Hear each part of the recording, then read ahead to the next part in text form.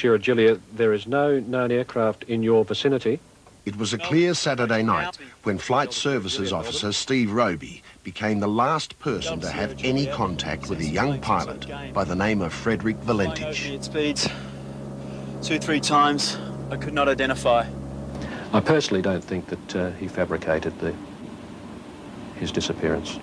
Like many, Valentich's family, particularly his father Guido, believe he was taken by something from another world. I still believe that he was involved with an extraterrestrial. UFO expert Paul Norman investigated Frederick Valentich's disappearance. His verdict? Definitely a close encounter of the first kind. As far as I'm concerned, it was a genuine UFO. It's just on 14 years since Frederick Valentich's desperate radio call from over Bass Strait. To this day, no trace has been found of him or his plane. Why not? Can someone simply disappear off the face of the Earth? It was 3 days before that fateful night that Valentich started down the road that would end in his destruction. On October 18, 1978, a young civil pilot went to Melbourne's Moorabbin Airport trying to hire a plane. G'day. G'day. I'd like to hire a plane to fly to King Island. The weather's closing in Bass Strait. It's too dangerous to fly there today. I've flown in bad weather many times before. 3 days later, he was back. The weather was fine, and Frederick Valentich got the okay to fly to King Island. When VHDSJ was cleared for takeoff, all was normal, except for one thing. Valentich had not alerted anyone on King Island that he was coming. No one called, so there was no one there to turn on the landing lights. Clear for takeoff, 320, 10 to 15. If anyone should have known a light plane was on its way to King Island, it was Brian Jones. As flight service supervisor, it was his job to light the runway for incoming night traffic. I remember the day quite well. It was a Caulfield Cup day, and I've been playing golf. Brian, phone call. When I got a phone call to say that an aircraft was missing across Bass Strait, which was Delta Sierra Juliet, the Cessna 172. It should have been a routine 69-minute flight from Moorabbin, along the coast to Cape Otway, out over Bass Strait and on to King Island. But as the drama was unfolding in the night sky, other strange events were about to unfold on the ground. On that night, I decided I'd go up on the area outside the hut and take the sun setting in beautifully into the west. I took a series of photographs, about 6 in all, at around about 15, 20-second intervals, and that was it. Roy Manifold never saw or heard the mysterious object he caught on film. He could not explain the image he'd captured, and nor could Kodak. They come back and they said, oh, there's definitely not a developing error. It's nothing to do with the film or the development of the film on the print, but they couldn't explain what it was and why it was there. Paul Norman had no doubts what was on the film. He sent the photos to the laboratories of Ground Saucer Watch in America. What they discovered was a solid, metallic object about 7 meters in diameter, about 2 kilometers out to sea. It was an unknown object rising from the water, and it had a lot of mist around it, indicating it did come from the water. After takeoff, all was normal for a while. Valentich made routine contact with air traffic control at Tullamarine. It was 19 minutes past 6. The weather was good, visibility excellent, with scattered clouds and light winds. Then came the concerned call. It was to be the last conversation Frederick Valentich ever had. Melbourne Delta Sierra Juliet is not an aircraft, it is... Delta Sierra Juliet, Melbourne, can you describe the aircraft? Delta Sierra Juliet, as it's flying past, it's a long shape. Few people had ever heard these words. The exact words uttered by Frederick Valentich in his last call to air traffic control. Melbourne, it's approaching now from due east towards me. Delta Sierra Juliet, Melbourne. Delta Sierra Juliet. He seems to be playing some sort of game. He's flying over me at speeds 2-3 times I could not identify. Delta Sierra Juliet, Roger. And how large would the object be? Delta Sierra Juliet, Melbourne. It seems like it's stationary. What I'm doing right now is orbiting, and the thing is just orbiting on top of me. On King Island, life was going on as normal. But some did report strange lights in the sky, as did scores of others on the Victorian mainland. There were more daytime sightings reported on that same day in any period of activity I've ever investigated. In my mind, knowing my son, I was sure that he was encountered something very seriously, because he would never go on that radio and compromise his future career as a pilot. It is hovering and it is not an aircraft. Delta Sierra Juliet.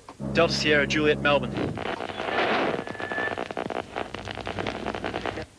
Delta Sierra Juliet, Melbourne.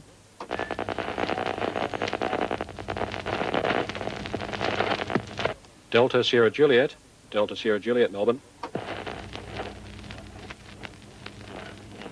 At 7:12 and 28 seconds, those were Frederick Valentich's last words. Then a long and loud metallic sound.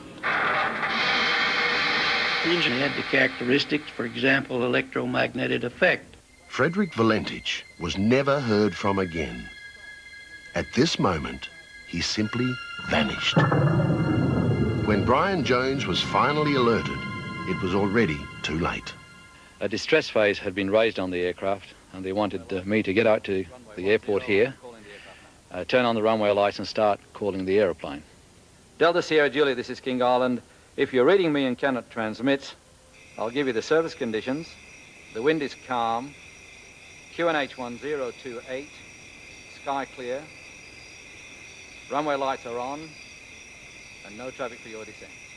We took off and we flew due north to Cape Wickham Lighthouse, which is the northern tip of the island. It was an unreal night. It was kind of strange for this part of the world. There was no wind, and when we got out to sea just north of Wickham Lighthouse, you could actually see the reflection of the stars in the water. Jones's plane was the first to search in the area. Over the next 4 days, it was joined by civilian and military aircraft, including an RAAF Orion, which has special sensors for tracking metal in water. But not a trace of Valentich or his plane were found. The facts so far: Valentich was flying a single-engine Cessna alone on a clear, still night. There was no other aircraft known to be in the area. Numerous people reported seeing strange lights in the sky all around the Victorian coast. Roy Manifold captures something on film that to this day has not been explained. And Frederick Valentich reports being buzzed by a mysterious flying craft. For Guido Valentich and his family, the mystery has been a 14-year nightmare, made worse by the fact they still don't know the fate of their son. Good morning, sir. I'm after Mr. Valentich. That's me. Mr. Valentich, can you tell us where your son is, thanks? No, he's supposed to come back from King Island last night. The worst things that might happen to him would have been being abducted by some unknown civilization, and that possibly will take, we don't know how many years before we'll be able to see him again. In my heart, I do believe that one day I will see him again. I don't feel that he staged his disappearance. I'm quite open on it. I really don't know. Possibly went on could be a suicide mission. And there was a real encounter with an unknown flying object. Valentich's girlfriend, Rhonda Rushton, had flown with him on every flight except his last. In a strange postscript to this story, Rhonda travelled to this motel for a rendezvous planned before his disappearance. The motel manager claims Rhonda asked for Valentich, and when told he wasn't there, seemed visibly upset. This was 7 days after his last fateful radio call. Isn't he the young lad that went missing over Had she finally come to grips with the fact that his disappearance was not a hoax? To this day, this event remains unexplained, as does the disappearance of Frederick Valentich. Kind. There have been those whose qualities stood out from the rest. Julius Caesar's power, Albert Einstein's genius, Helen Keller's courage. The man in this story from Alison Holloway may take his place among the unique for very strange reasons.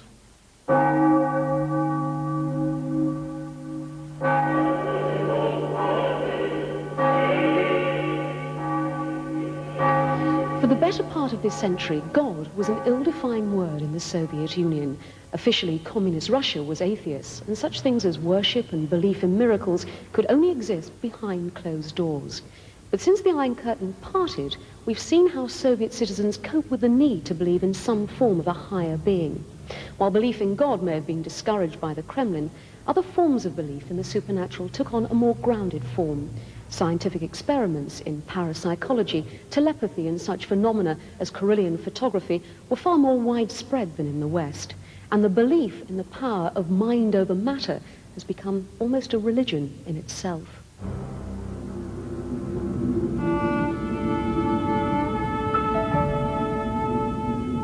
Enter Valery Lavrinenko, a man with apparent superhuman power over his own body. His nearest equivalent in Western civilization was perhaps the great Harry Houdini. But Houdini's astounding performances and magical escapes from impossible situations may pale next to the physical phenomena and powers over body that we're about to see performed by this man, Lavrinenko. To his followers, he's a 42-year-old living Superman on Earth. A man who can pull a 65-ton locomotive, able to immerse himself in a vat of boiling water, burn paper with his bare hands, and much, much more. As we enter his superhuman world on a bitterly cold day in the Ukraine, a crowd is gathered. Lavrinenko is about to demonstrate for the camera a medical and scientific impossibility. The claim that he can hold his breath underwater for 15 minutes and live. Lavrinenko's only reservation on this freezing winter's day is the cold and that howling wind. His only artificial device is a clasp designed to keep his nose shut tight. The average experienced diver can hold his breath a maximum of 3 minutes.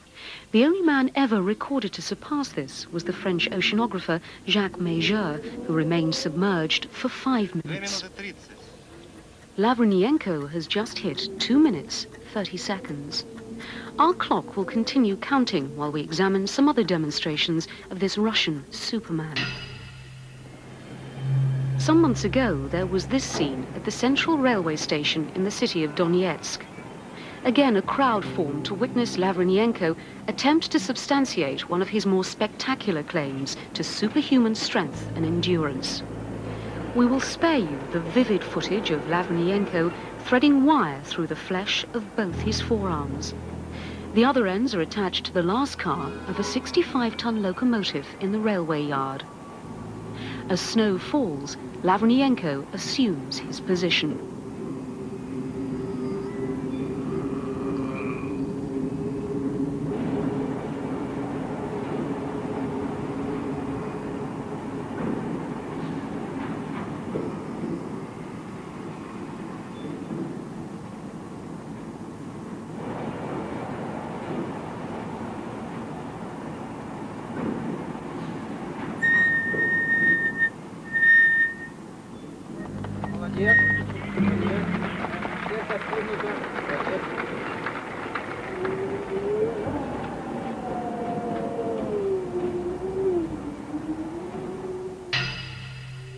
At the scene of Lavrinenko's underwater experiment, the clock has reached 4 minutes, 30 seconds.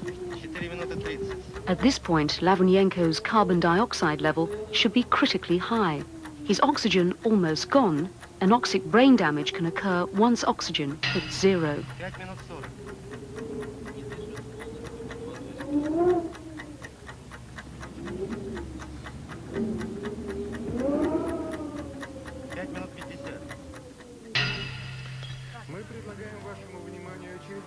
To illustrate the difference between his own extraordinary physical powers and the feats of commercial stuntmen, Lavrenyenko is quick to perform their standard fare of, say, lying on broken glass while a truck drives over his chest, or having bricks smashed on his head before reeling off a board full of numbers, randomly chosen by the audience only moments before. But this demonstration of burning objects is more impressive. Lavrenyenko has proved to medical experts he can stop his heart beating long enough to be declared legally dead. And here he is burning the top off a newspaper by focusing the electrical currents of his body through the tip of his finger. By now, Lavrenyenko's body shows greater signs of stress. His muscles are contracted, and agitated movement from his legs is causing the water to form waves. More and more bubbles rise to the surface. On this day, Lavrenyenko will not remain submerged the promised 15 minutes. He is pulled from the tub after 9 minutes, 13 seconds. It is, though, 4 minutes, 13 seconds longer than any other human has ever achieved. But just when you thought it was time he got out of the water, there is this. A fire burning below a vat of foaming, boiling water. The temperature has been measured. What Lavrenyenko does next needs no explanation.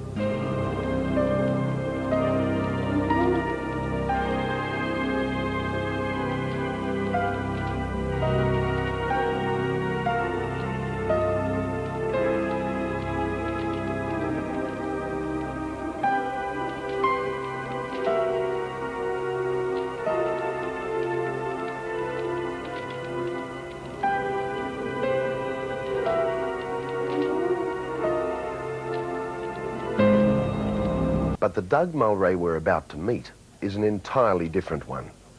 The story he's going to tell is dramatically different. And at first, he didn't want to tell it.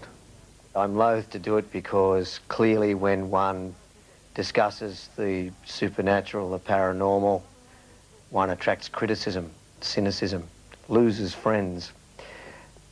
But it is a compelling story, and it's something which actually happened to me and in part to a good many other people who still have their wits about them. With our reassurance that we'd take his story seriously, Doug agreed to share with us his personal account of the dramatic events of a Black Friday in 1976. That night, Doug Mulray was a young radio announcer with Radio 2GO on the New South Wales Central Coast. Throughout this story, you will hear actual recordings from that night. When Black Friday comes, well, it's arrived, and in a big way. We're broadcasting live from the Inn of the Damned at 2GO on a Friday night, Black Friday. I'm Mark Smith here, 13 minutes after 7. Here's Doug Mulray. The event started to change shape when Romy Warren, the medium we'd invited to participate, started to do some shtick. I think we all became concerned, if not alarmed. I remember Bob Byrne was certainly alarmed when Romy Warren did a thing that she described as transfiguration, if my memory serves me well, where she stood against a door in this candlelit room while we were playing one of our tunes and made, believe it or not, her entire face disappear, become a disc of light. There was a hairline and there was a shoulder line, but there was no face there to speak of at all. And as soon as you realised that she'd somehow, remarkably, caused her face to evaporate from the space that you had recognised as her face moments before, a suit was superimposed a Chinaman. I can remember this as if it were yesterday. And I'm sure the other guys would corroborate this. And I want you, Bob, to come over here and tell us what you saw.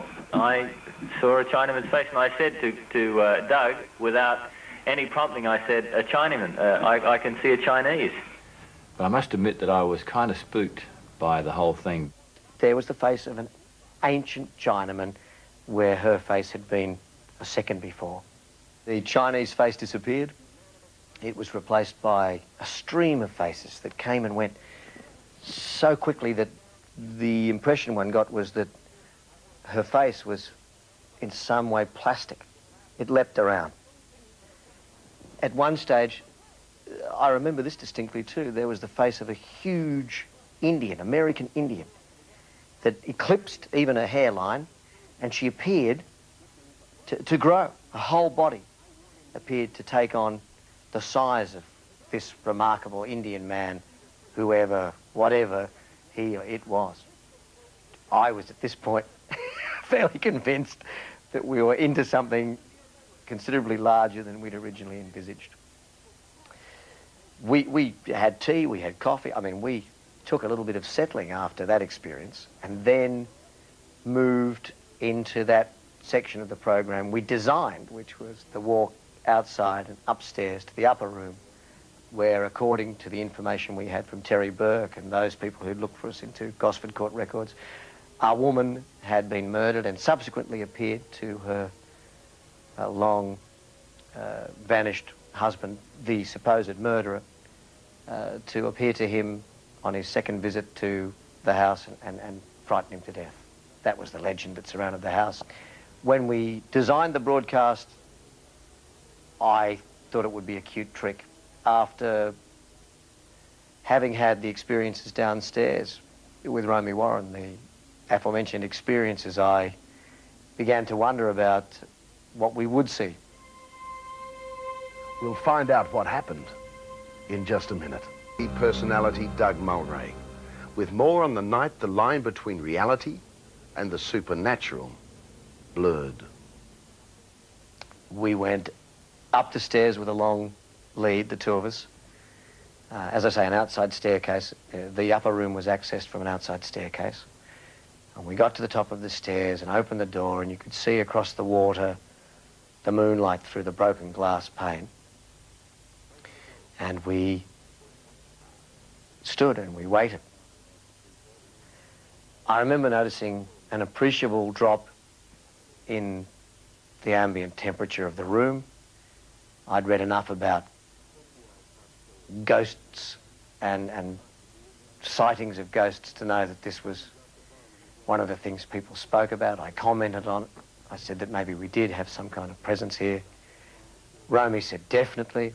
She told me that it was a woman, as I remember, and that if we were just silent for a while, we may be able to see her. I can feel a presence. What sort of a presence do you feel? Perhaps the talking interrupted. Is the talking interrupted at all? Yes, can we have just a second's quiet? Just a moment.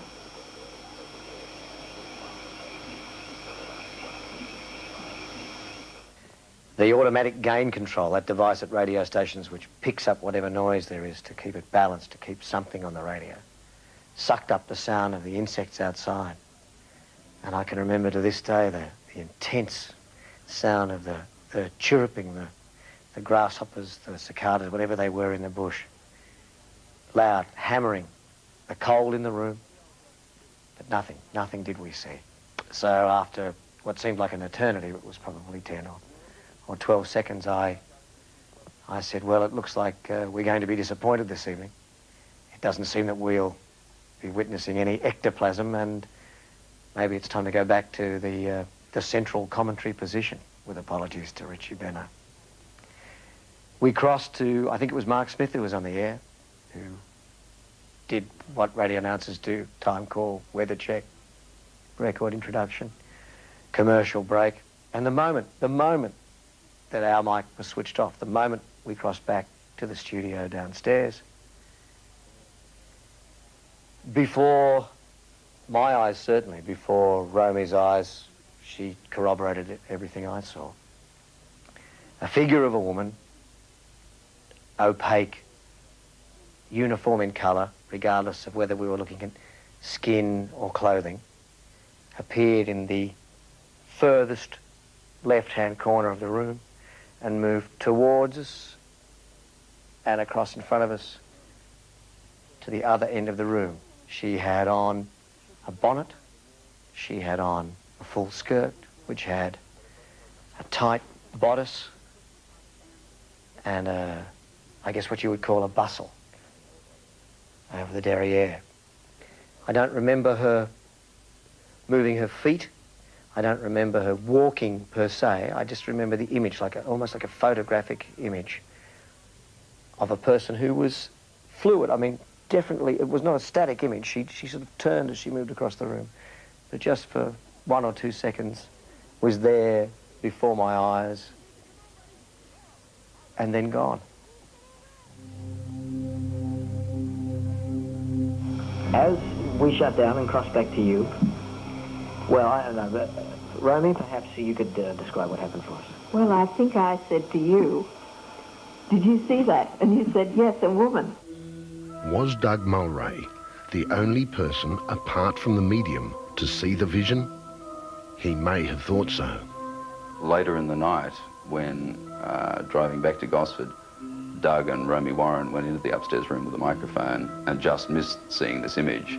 They came back on after a song and described what they've seen, and I thought, whoa, that's exactly what I saw. That's really strange.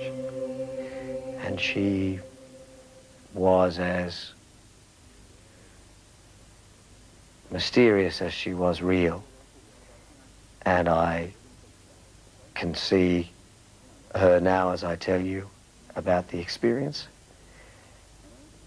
and have no doubt whatsoever that what I saw was what's popularly referred to as a ghost.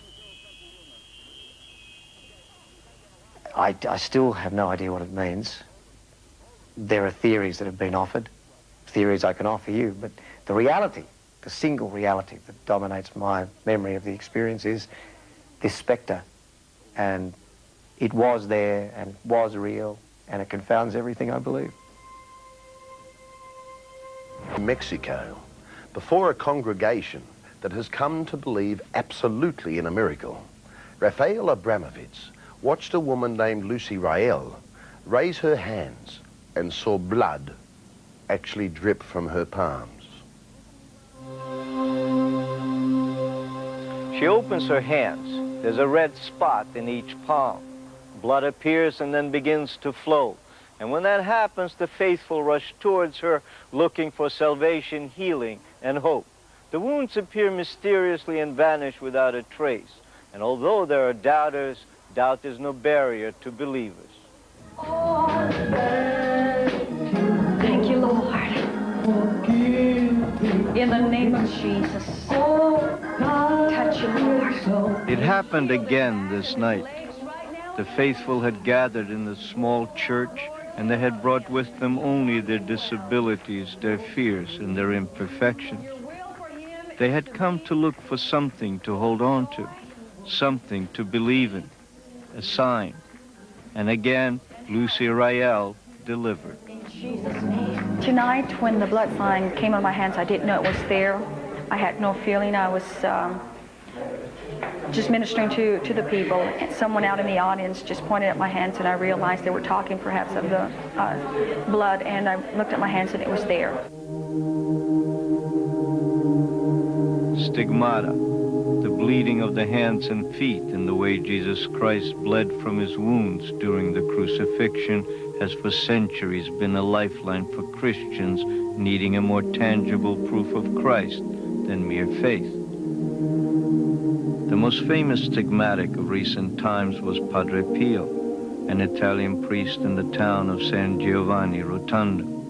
For much of his life, he locked himself away from the thousands who flocked to his small church, hoping to witness a miracle.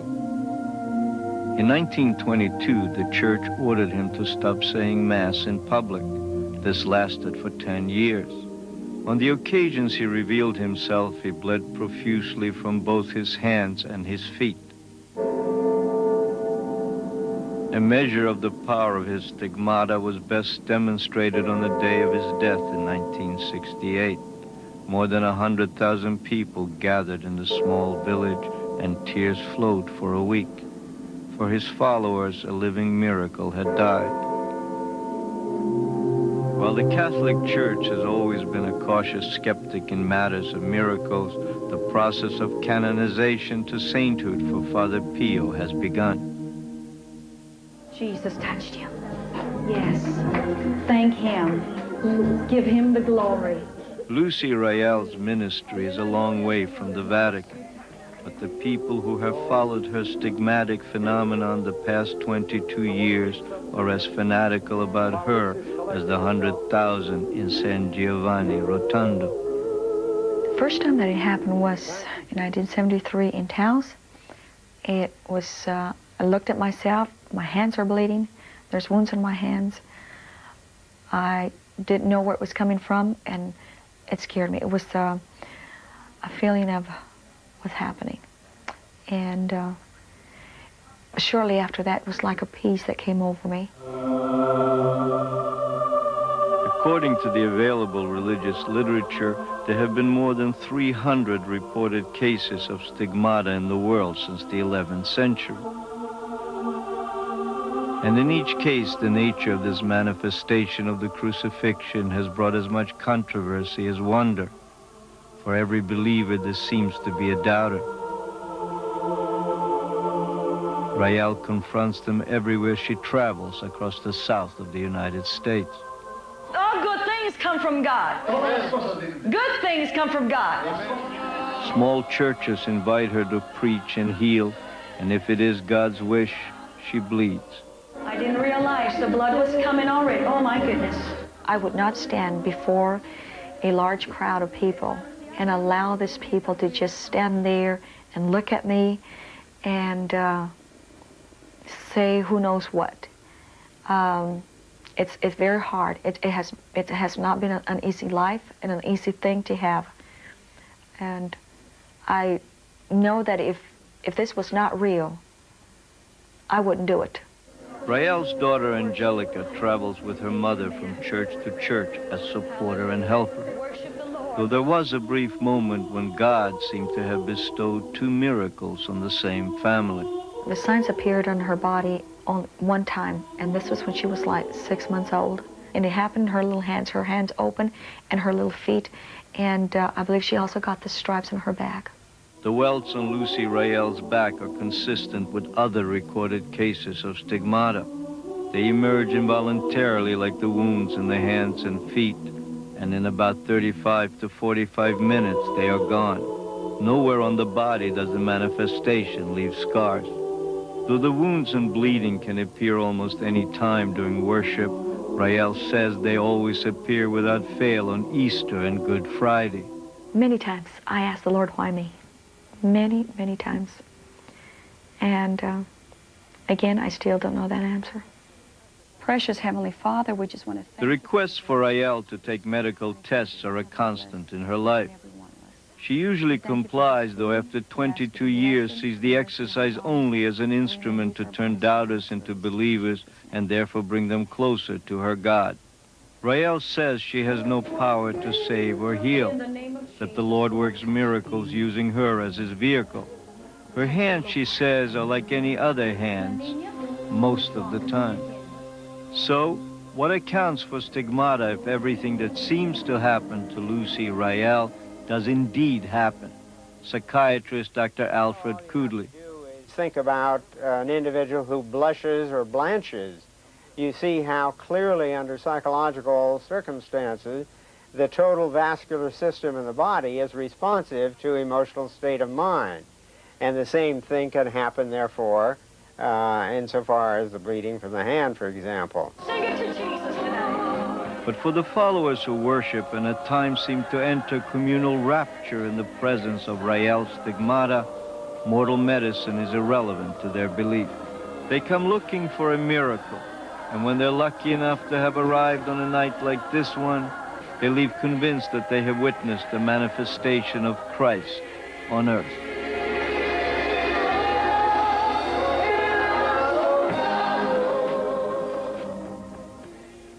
I really don't know about that.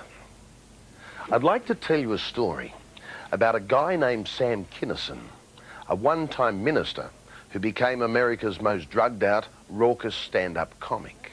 I was up to my knees in rice paddies with guns and Edwards going up against Charlie, slugging it out with him, while pussies like you were back here partying, putting headbands on, doing drugs, listening to the goddamn Beatle albums. Just before the end of his life, Sam cleaned up his act. and got married, only to die the night after his honeymoon at the hands of two drunken kids who ploughed into his car head on. But the final moment of Sam's life was peaceful. According to the road manager who cradles Sam's head in his hands, the screaming preacher seemed to make peace with some higher being in the very second he passed from this earth. Mahid Khoury recalls the remarkable final moment of Sam Kinnison's life. And he stood up for a few seconds, a second, second and a half, and then his knees buckled and we just put him down on the ground. And he kept asking, how come now? I just don't understand it. Why? Why me? Why now? How come? He kept saying it over and over. And Carl, his other friend, was holding his head downwards, and I was on my knees holding him by the hand, cuddling him here and holding his right hand. But he was squeezing it very tightly, and he kept saying, I don't want to go. Why? How come? Why now? From this moment, Sam Kinnison seemed to be in touch with someone, tuned into the hereafter. And I looked at Sam and he said, how come? And then he started saying, okay, okay, okay, okay. That was it. He let loose of my arms. And he went down so nice and mellow, like there was no pain in his death. But he was talking to somebody, and it wasn't any of us.